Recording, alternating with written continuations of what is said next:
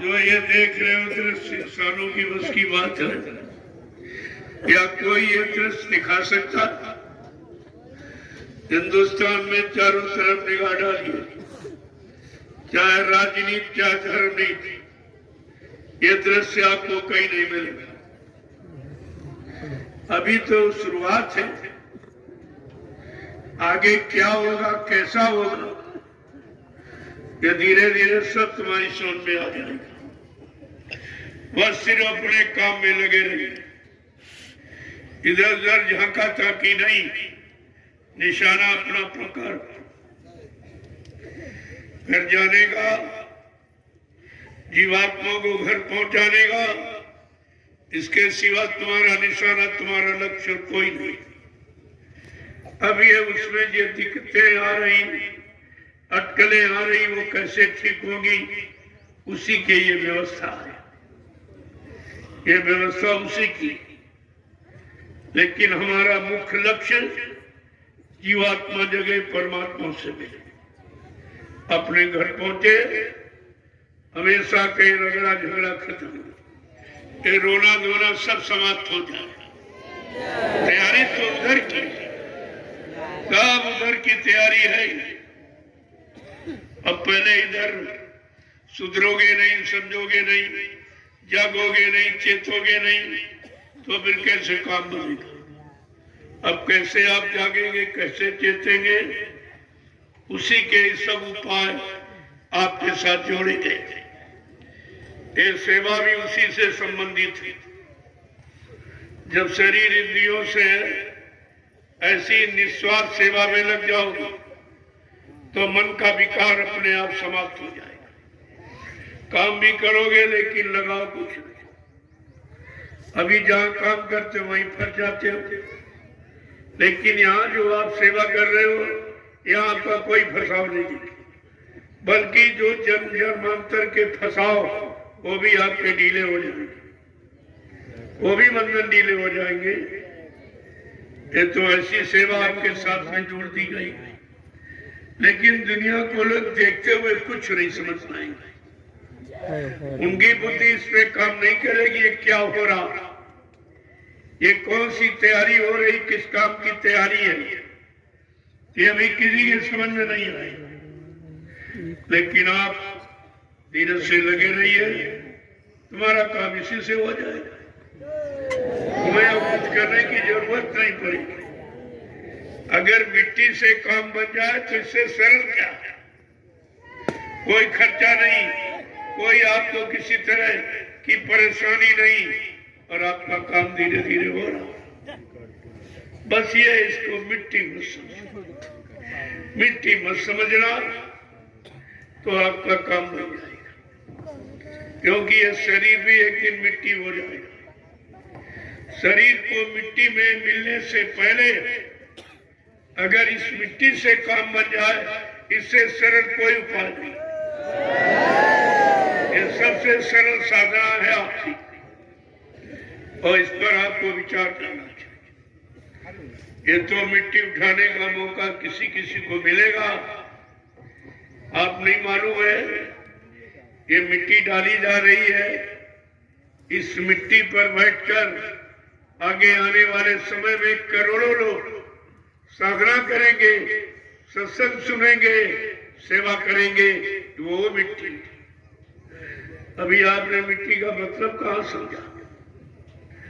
तो इसे कहते तो चिल्लाते समय इस मिट्टी का तिलक करो, ये मिट्टी है बलिदान की। कहाँ बलिदान हुआ, किसने किया? न श्रमदान नहीं तो बलिदान कहां से हो जाएगा? अरे श्रमदान ही बलिदान है। बात तो समझ में लोगों को आई नहीं कुछ, बस केवल गाना गाना सीख लिया और अपनाना नहीं सीखा। अरे अपनाओगे तब लाभ मिलेगा।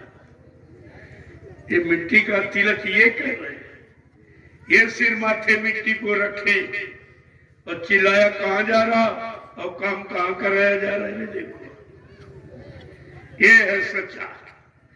जो आज तक आप कहते रहे हो इसी मिट्टी का तिलक करो, मिट्टी है बलिदान की, तो किसने तिलक किया? मिट्टी तो लगना कोई पसंद नहीं कर रहा, मिट्टी लग जाए कैसे गंदे हो गए। और ये नहीं मालूम कि मिट्टी साफ करती, सफाई मिट्टी के द्वारा होती। आज ये प्रेमी मिट्टी का सच्चा तिलक कर रहे, अपने सिर माथे रख रहे, सिर माथे रखकर इस मिट्टी को जान डाल देंगे। और वहां आगे आने वाले समय में करोड़ों लोग बैठकर साधना करेंगे। कितनी पवित्र मिट्टी होगी, अभी मिट्टी का अर्थ ही नहीं बेचारे सोच पाए। तभी तो मिट्टी में मिले जा रहे, मिलता कुछ नहीं, खुद मिल गए मिला कुछ नहीं।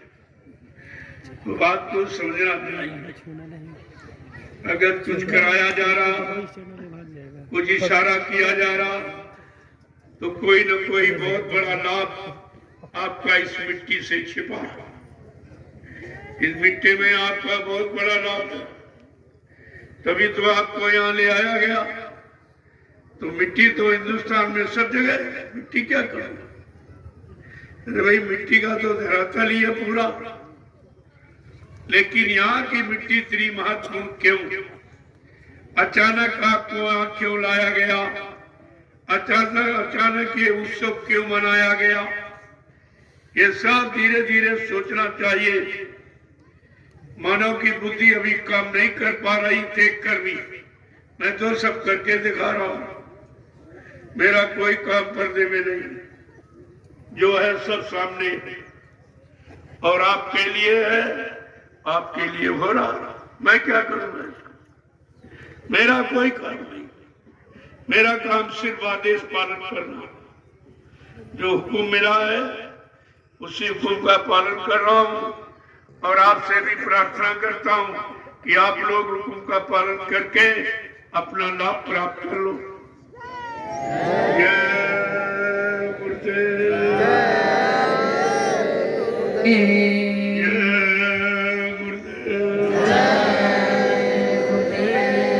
अब आप चलिए भंडारे वाले प्रसाद की तैयारी करें।